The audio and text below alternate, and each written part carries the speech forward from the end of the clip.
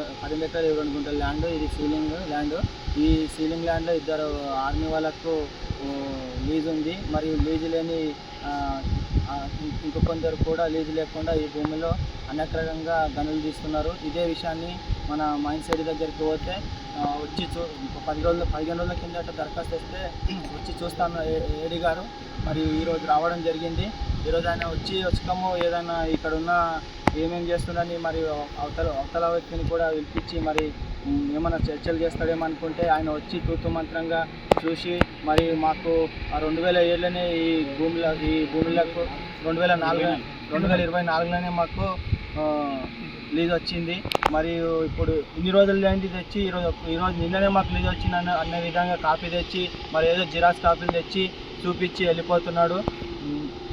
మరి అక్కడ ఆ భూమి పట్టదారు కానీ ఎవరికి పిలిపిలేడు, ఏం చేయలేడు. వాళ్ళు అసలు పట్టదారులే లేరు. వాళ్ళ భూమి పైన లీజ్ ఎట్లా వచ్చింది అనేది కూడా మాకు తెలియదు.